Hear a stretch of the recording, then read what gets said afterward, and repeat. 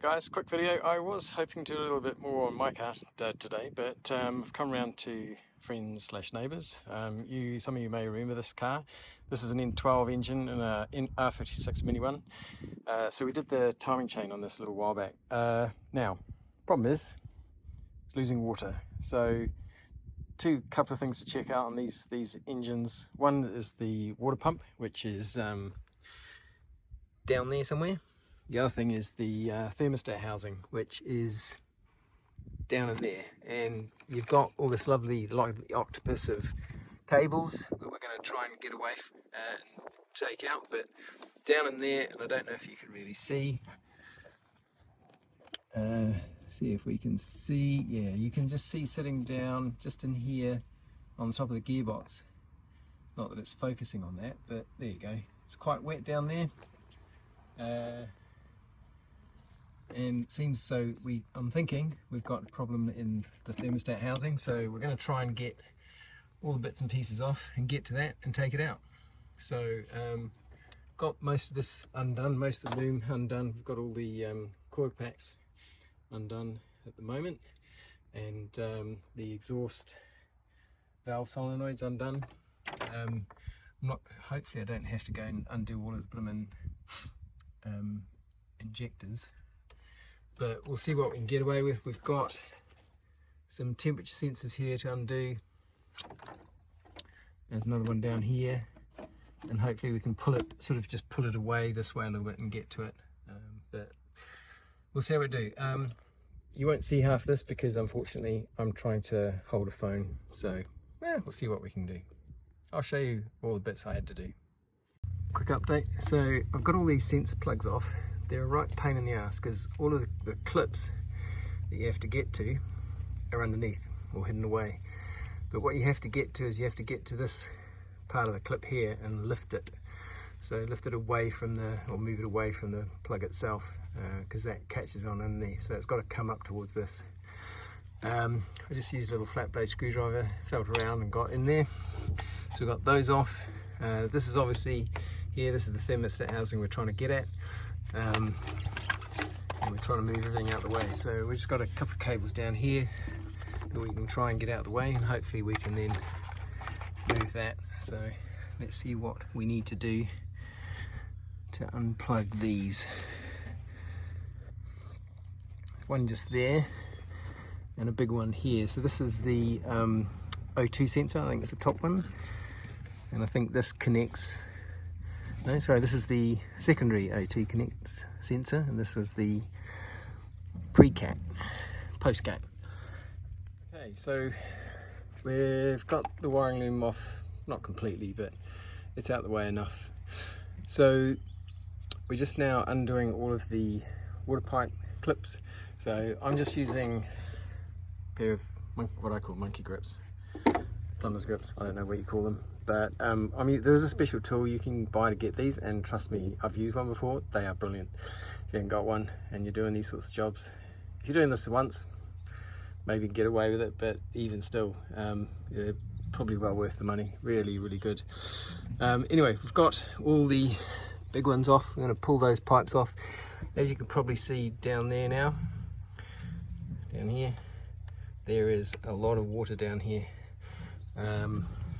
And I can see it even, where is it? You can see it, it's not focusing. No, it's not focusing, but basically down in there as well, there's quite a bit of water. So water's obviously coming from here somewhere. So I'm going to pull these pipes off. There's a couple of smaller ones that I need to get to the clips. Down the bottom we've got two over here.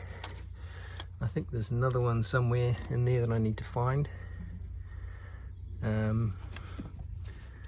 But we'll have a look. We'll pull these off. Going to get water everywhere, but that's okay. We're in the grass.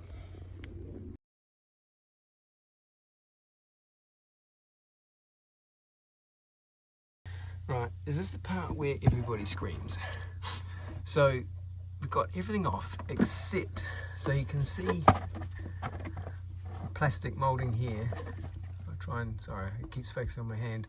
It disappears down the back there, and it's got a pipe on it, because I believe, my guess is going to be that is the input from the water pump itself.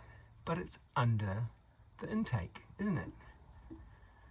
So how do you get to that?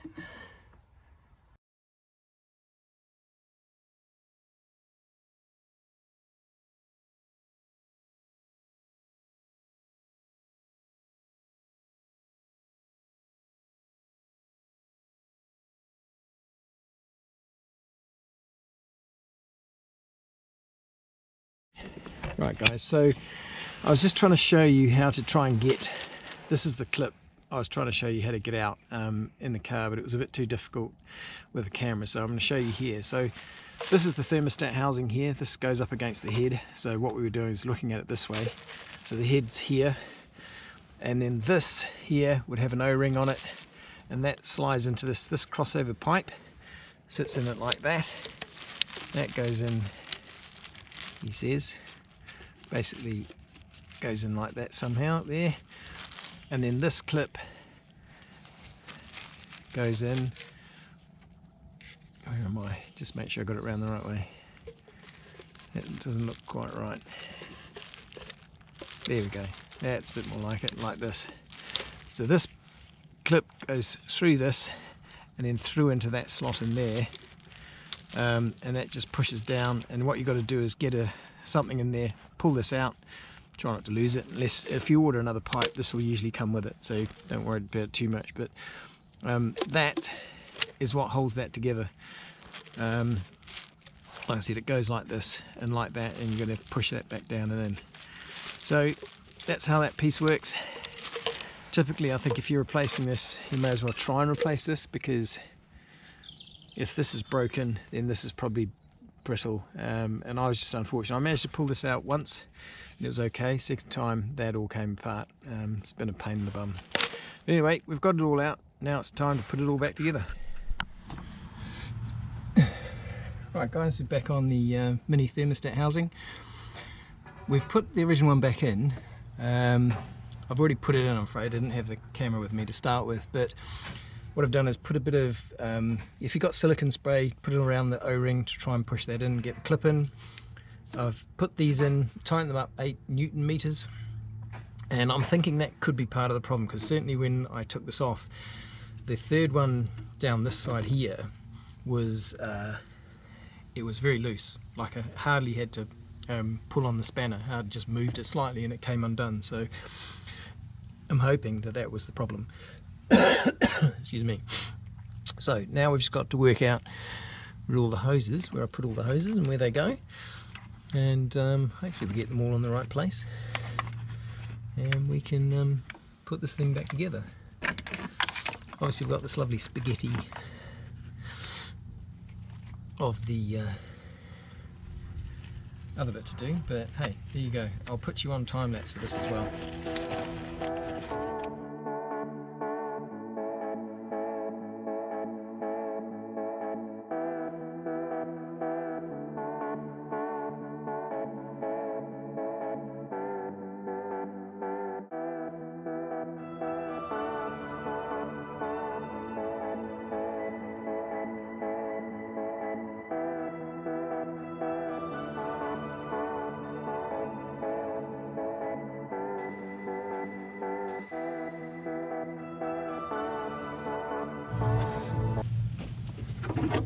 Right, now we've got those on, we're just going to do a double check, make sure we're still,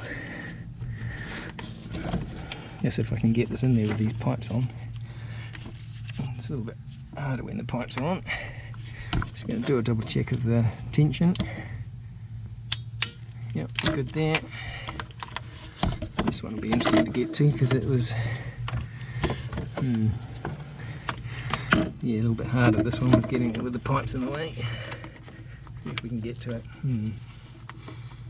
Challenge. I don't think we can go that way either.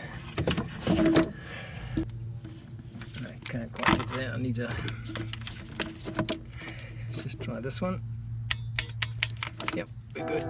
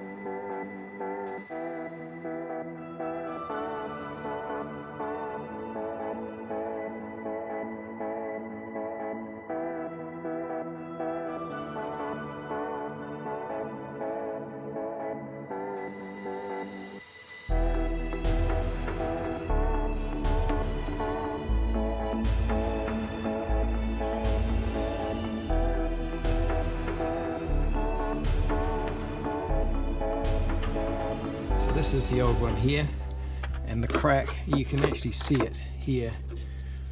You can see where the water's run down here, this edge, and it's literally just in there where it's cracked, which is interesting because this is a seam obviously here where this 2 units been put together with thermostats been put inside and glued, but the crack is literally just in there. You can see sort of just where my finger is, that's sort of brownish, and that's where it's been coming out. So you think, jeepers, you know, whatever for this part, it's over 100 quid,